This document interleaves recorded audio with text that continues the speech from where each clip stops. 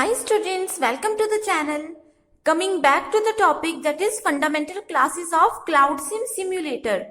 In the previous video we have discussed 6 classes, right? And now we will start with the 7th class, that is network topology class. Network topology class.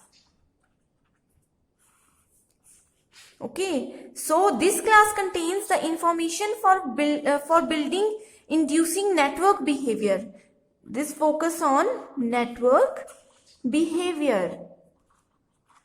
Okay, or we can also say it as network latencies.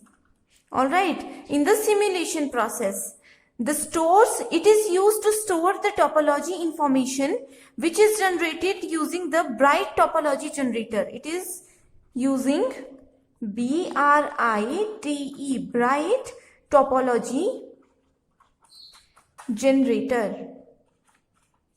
Right, this is a topology generator. It automatically generates any kind of topology as per the system or the user's requirement. Alright, so next class, that is 8th class we have is RAM provisioner. RAM provisioner, okay. And also this is an abstract class that represents the provisioning policies. It is used to represent provisioning policies. Provisioning policies for allocating primary memory. It is used for allocating primary memory, also known as RAM. RAM means random access memory to virtual machines, right? This is a simple statement, but this is very important statement that which of the following class, you can get any question that which of the following class is used to allocate the primary memory to virtual machine. So the answer is RAM provisioner, okay. So this class is also used for the execution and deployment of virtual machine. Used for execution and deployment of virtual machines, right?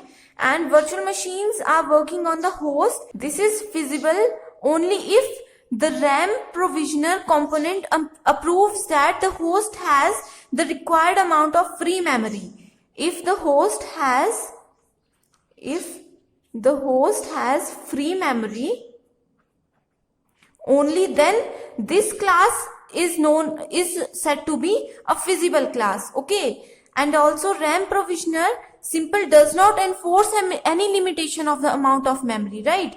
And that a virtual machine may request, right? And here the RAM resources request will be rejected. Anytime all the requests will be rejected if it is beyond the available capacity of the service providers. All right.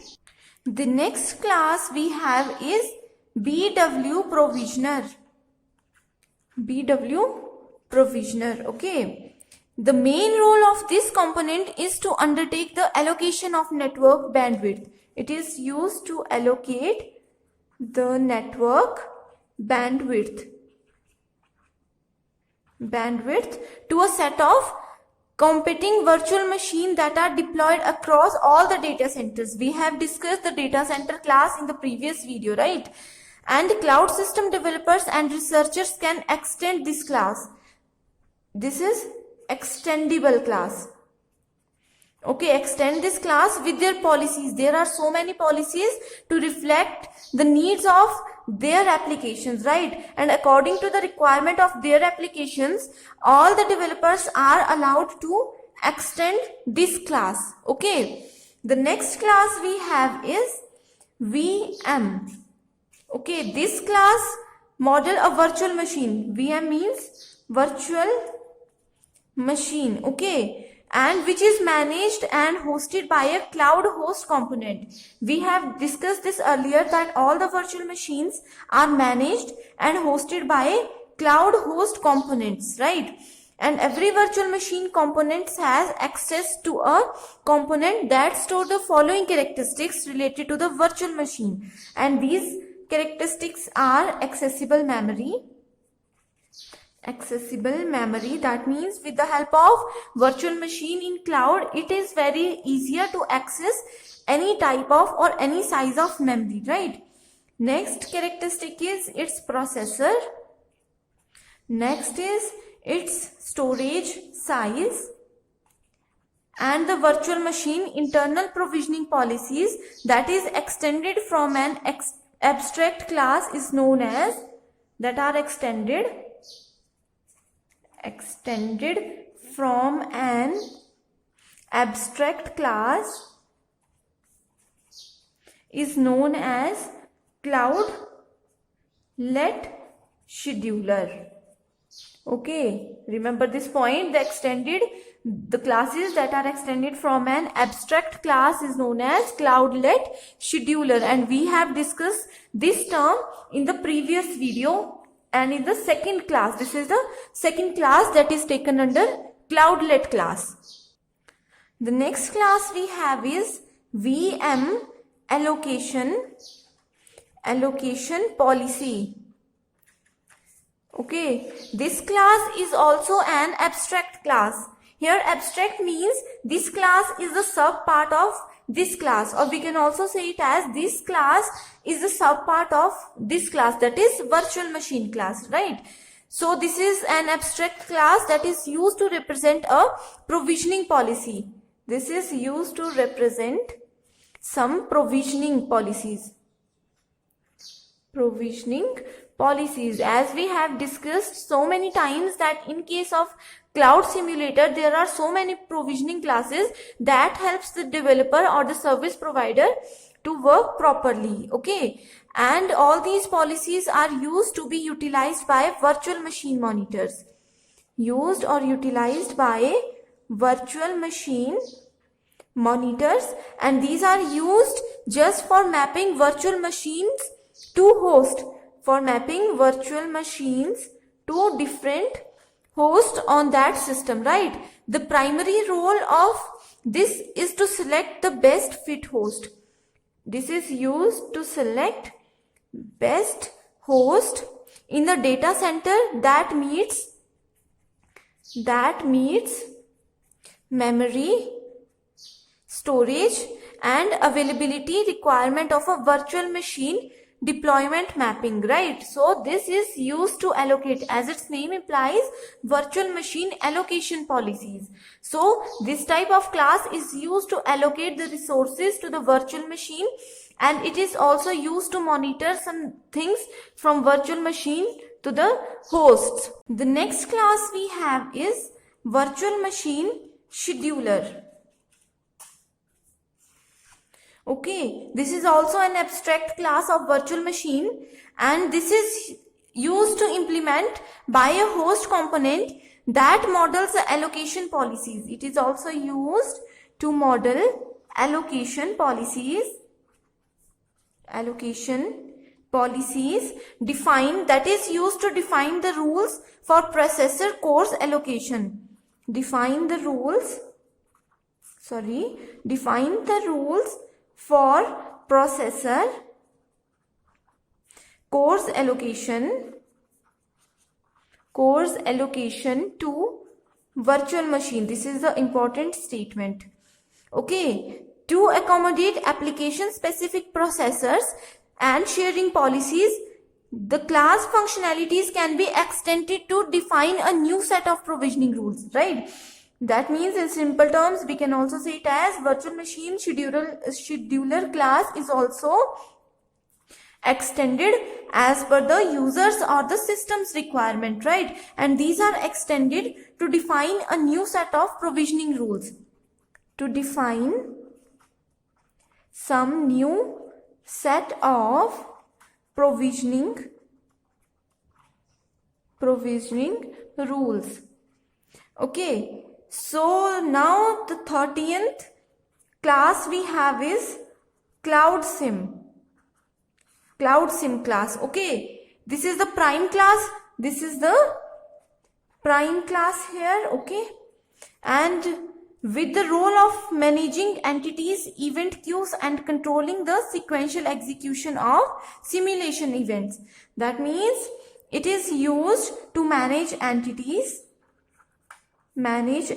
or we can also say it as the management of all the entities in a cloud are handled by this class, right? This is used to manage the entities, event queues, and controlling the sequential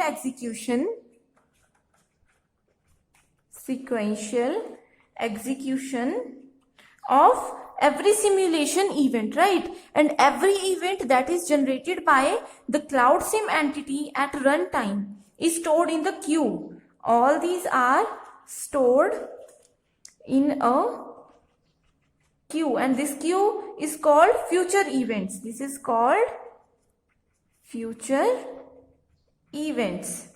All these are in a sorted way, and this is done by their time parameters, right? And are enqueued into future queue, right? This is the simple thing. So this is about Cloud SIM, and the next class we have is future queue. This is related to Cloud SIM. We have discussed this here, that is future event or queue, right? So this class implements the future event queue. This implements future event queue accessed by Cloud SIM and acts as a ready queue. It acts as a ready queue to simulation engine, right? Simulation engine is also a class. We will discuss this class also, right? So this acts as a ready queue. This is the important thing. You have to remember this point. Next class we have is deferred queue. We have discussed all these classes in the previous videos, right? So now in this video I am discussing all these in more detail. If you want a short thing about all these classes, please refer to the previous videos. So the point is deferred queue, right? This class implements the deferred event. As its name implies, it is used to implement the deferred event queue used by the Cloud SIM, right? And it holds such events which are failed. It is used to hold events that are failed or paused. Okay, this is a simple term. The events that are failed or paused are handled by deferred queue, right? And it acts as a wait queue. It acts as a